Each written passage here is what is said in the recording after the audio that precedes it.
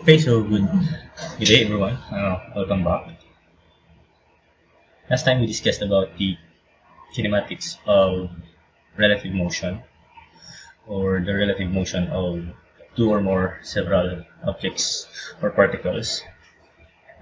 Today we're going to continue on kinematics still, but this time it's about the kinematics of connected bodies or kinematics of constrained bodies.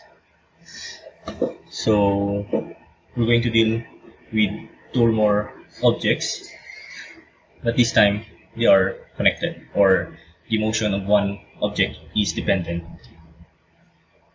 to the motion of the other body. So that's our main topic for this time, the constrained motion of several connected bodies or particles. Okay, so what is the use or what is the advantage of this analysis? One reason, as you can see here, sometimes the motions of particles are interrelated.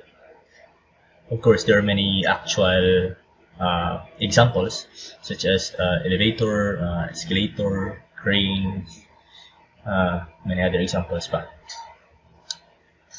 like robotic arms or anything. The motion of several bodies are interrelated because of the constraints imposed by the interconnecting members. So in such cases, it is necessary to account for these constraints in order to determine the respective motions of the particles, meaning they have effect on other moving objects. That's why you have to consider the whole system, which is made up of several objects or bodies. Okay, so let's have an example. But before that, let's define what is degrees of freedom. What is the definition of degrees of freedom, and how can we know what is the number of degrees of freedom of a given system? So for degrees of freedom, just think of it like an equation. For example, you have r squared is equals to x squared plus y squared. So for instance, this is the r, this is the x, and this is the y. So in this case, r is constant and x and y are the particular coordinates of a point, example point P. So in this equation, the number of degrees of freedom is only 1, not 2. Although you have x and y as coordinates, but really the number of degrees of freedom is 1, because if you give me a value of x, and since r is already given, then you don't have any freedom anymore for the value of y, since y will be defined by these two values. So that's the basic idea of degrees of freedom. What is the number of choices do I have? For example, average. Example, the average of x sub 1, x sub 2, x sub 3, x sub 4, and x sub 5 divided by 5. Example, the number is 20. Okay, so the average of 5 numbers is 20. What is the degree of freedom? What is the number of degree of freedom? The number of degree of freedom is 4, because once you give me any 4 numbers, the last number is already defined, because you don't have a choice for the last number. That number should be this in order to produce the same average. So the same applies with coordinates. Okay, so for instance, in this particular figure, you can see that there are two objects object A or block A is moving sideways, left to right, and cylinder B is moving up and down. Both objects are connected by a rope, and our assumption, okay, for the rope, cable, wire, all of these are inextensible, meaning they do not increase or decrease in length. That's one of the assumptions of this analysis or of these problems. Okay, so any material for rope, cable, or wire, it is assumed that they do not extend as much as it extends, no? Na mag-change yung ating analysis.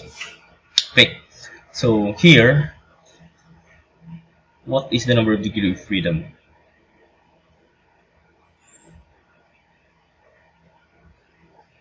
The number of degree of freedom is 1, because as you can see, they are connected, they are dependent.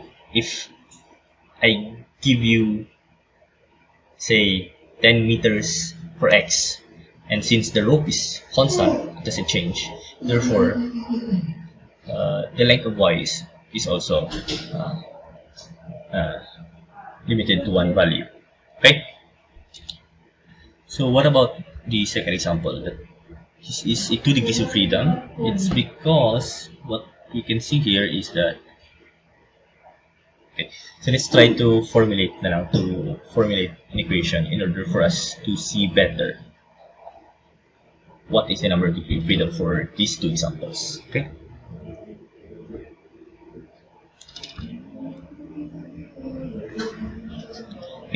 so before that, let me give you the general guidelines or general procedures for solving this type of problem.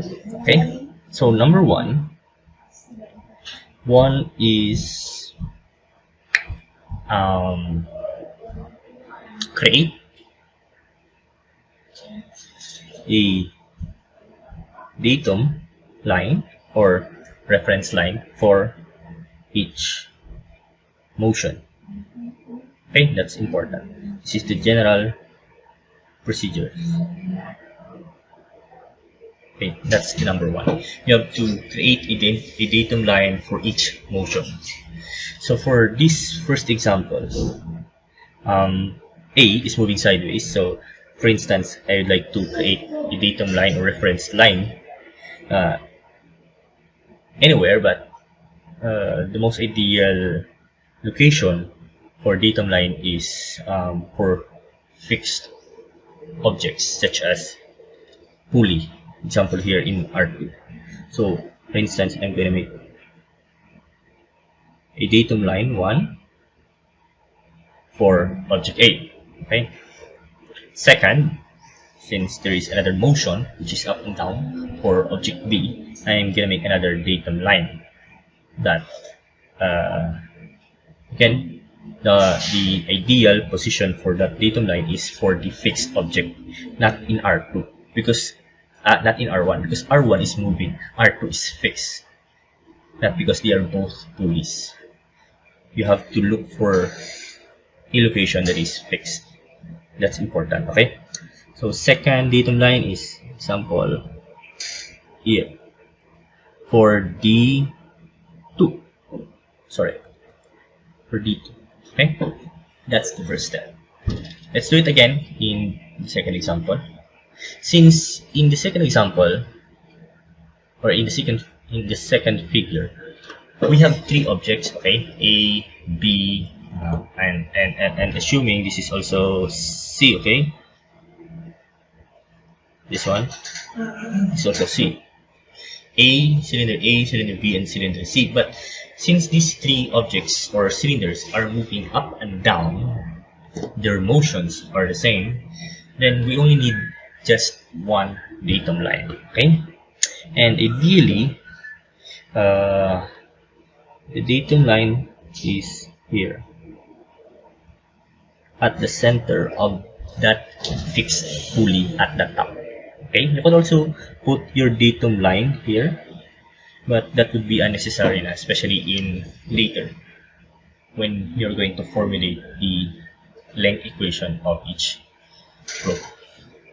Okay, so this is our datum line 1 or our second degree of freedom system. Okay, so we go now to the second step. What is the second step in our general procedures? First is create a datum line for each motion. Second is, again, still create, okay, or create a correct absolute position for each objects, moving objects. Okay, the subtlety is very important. The first one is for each motion, the second is for each moving objects. Okay. So create a correct absolute position. Okay, that's important too. Also, absolute position, because sometimes the position that you make or that you made is not the absolute position, meaning it is not, or the other end point is not located or referred to an absolute point, meaning the 2 points are also moving. That is a relative position. So make sure that the end point, one point is moving and the other point is fixed. So let's try this one. So for each moving object, so we have 2 moving objects here, block A and cylinder B.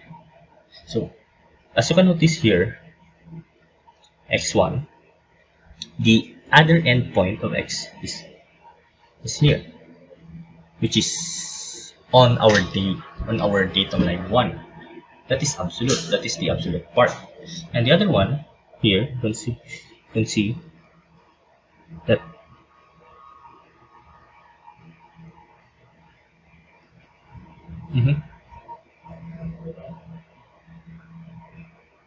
here you see an arrow. That means that point is the relative point. So check whether your position is correct, whether it is an absolute position. You make sure that the 2 endpoints, the one is relative and the other is absolute. If you have 2 endpoints that are moving, then you have a relative position. The same with our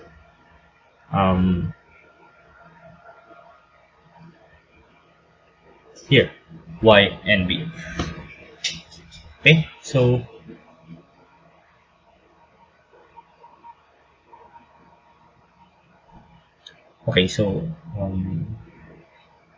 my datum line 2, which is above b of r2, can be modified. I can change my datum line somewhere here for it to be simple na lang, so that my position for b is just y. Okay?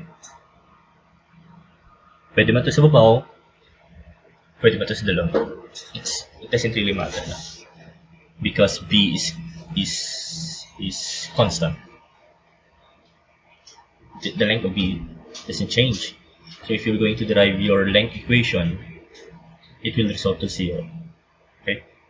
It doesn't really matter which datum line 2 to use. Okay. So let's go with the second example.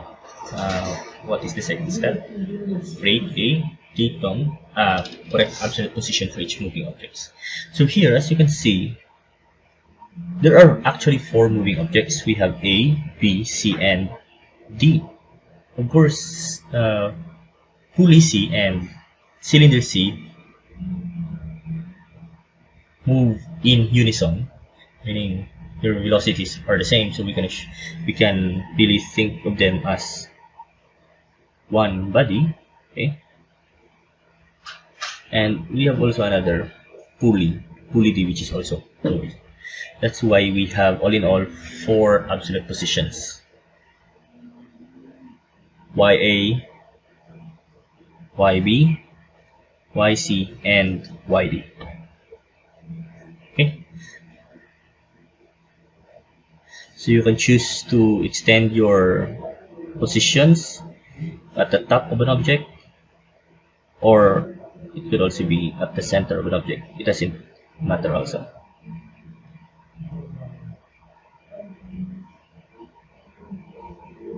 The same here with C. But of course,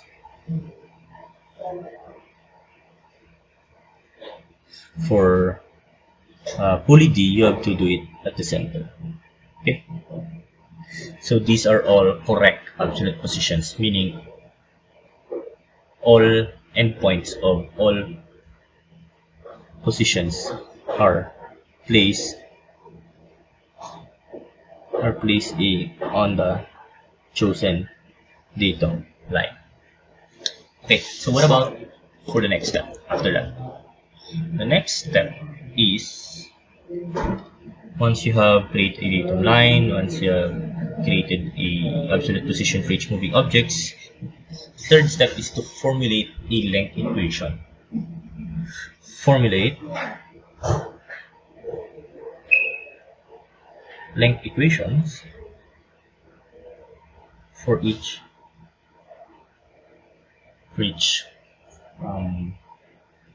cable. Okay? Cable, wire, rope,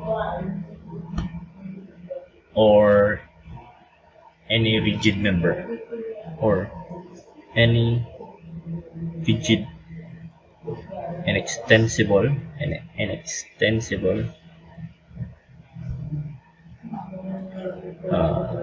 member. Okay, because it could also be possible that the objects are related not by means of a rope. No, it could also be possible. There are many examples.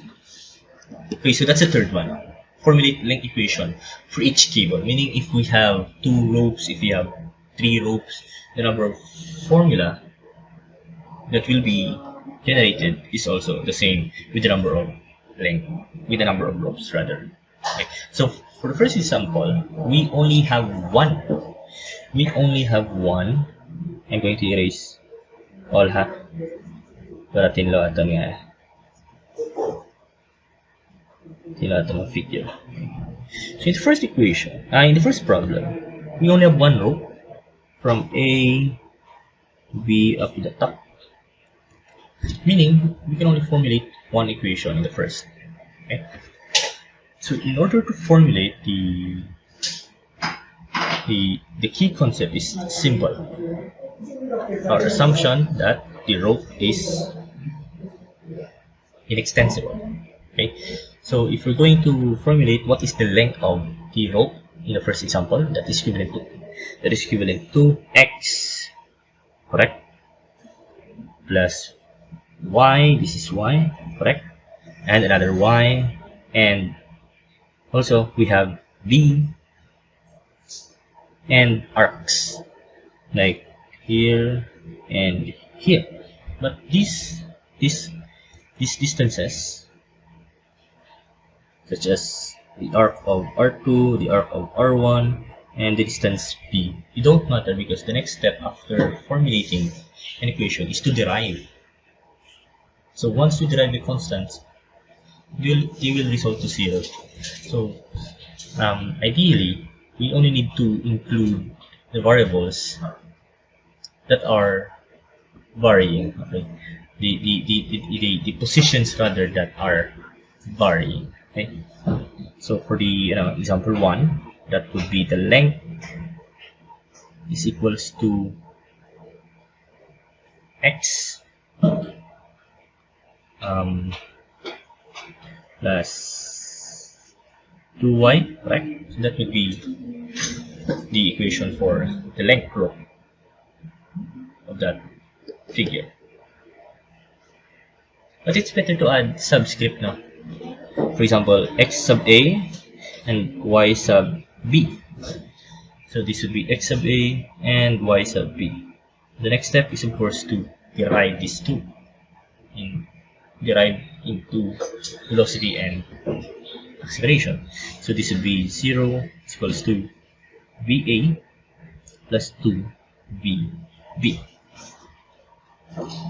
So the the sum of the velocity of A and twice the velocity of B is equals to 0. And finally, we have AA plus 2AB. So these are the two important equations in every problems like this. Okay. So what about for the second example? In the second example, we have two ropes, right? The first rope run from object B to pulley C to the center D, and the other rope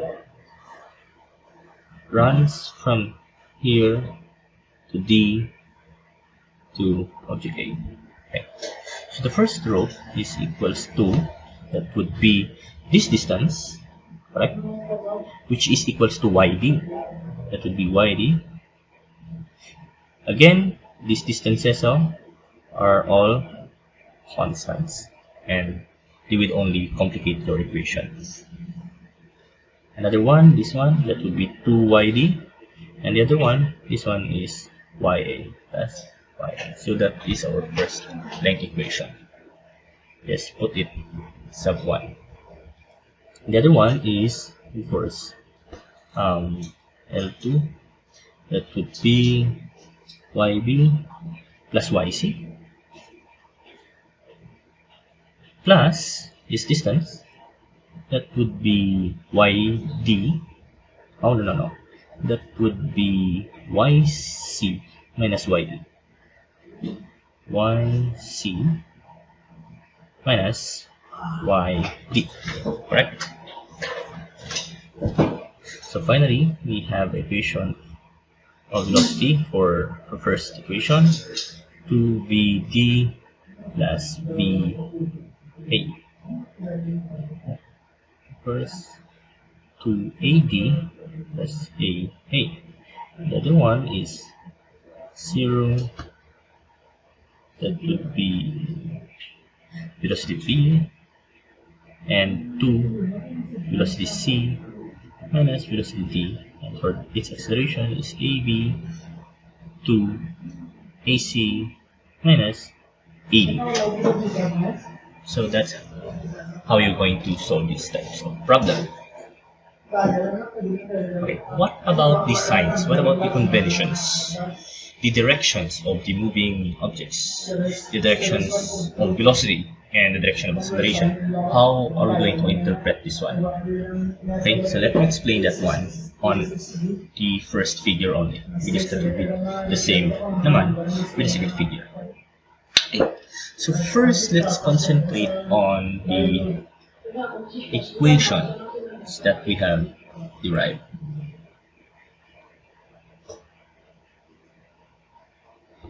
These two equations. Okay, so if we're going to transpose 2VB, that would be VA is equals to negative 2VB. Okay. It means that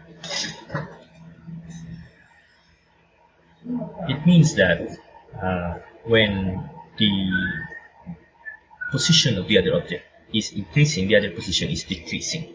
Okay, because velocities are derived from positions. Correct one. But what about the interpretation of the velocity? It means that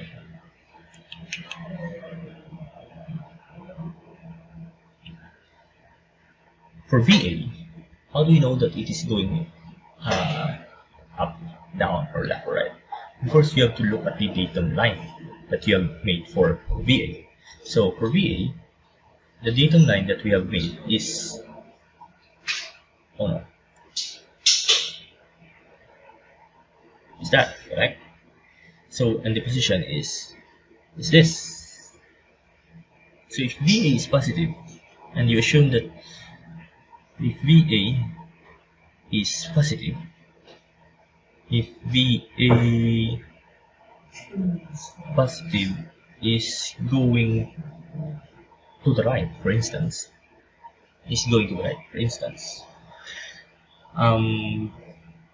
that would mean that VA should be negative, because right direction tends to decrease the position of x. Okay, tends to decrease the position x. Therefore, your VA, the sign of VA must be negative, because negative sign indicates that the position is decreasing, not because VA is moving to the left or moving downward. Remember that one. The signs for velocities refer to the state of positions. There are only two states for positions. Does it increase or does it decrease? Okay, so it doesn't matter if it is moving right, left, up or down. If the position is decreasing or increasing, the signs of the velocities are positive or negative. If the position is decreasing, then it is negative, irrespective of the actual direction. Okay, let's have an actual example. Let's assume that A is moving leftward. Okay, if A is moving leftward, therefore x of A is increasing. Okay, and since it is increasing, the convention is that VA is positive. It doesn't matter, even if it moves leftward. So if VA is positive, because position A is increasing, then VB is negative. Positive divided by negative is negative. So how are you going to interpret negative VB? So negative VB means the position of B is decreasing. So if A is moving leftward, obviously B should move upward, and that would mean decrease for position B. So it's still correct anatomy interpretation. What about for acceleration?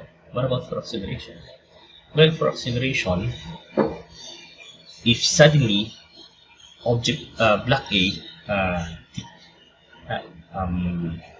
decelerates, so this is VA. Sorry. This is VA, and then suddenly the acceleration is opposing VA. Then this is our VB. And of course, for AB, it would also mean deceleration for AB, because they are dependent. So here, AA is equals to negative 2AB. So if AA decelerates, or if object A decelerates, and initially our object is moving leftward, and deceleration means opposite, and leftward is positive, therefore AA should be negative. Again, ang signs, ang meaning sang deceleration or acceleration, it depends solely if it opposes or not the velocity. That's the bottom line. That is irrespective of the actual direction. Since our object A is moving leftward, and that is assumed to be positive, and there is a deceleration, meaning opposite of the VA, this is assumed to be positive, therefore this must be negative. Okay, so if it is assumed to be negative and AA is opposing VA, then this should be positive by sign convention, but the essence is still AA is decelerating. I hope you get it. Okay? So once this is negative divided by negative should be positive, and positive means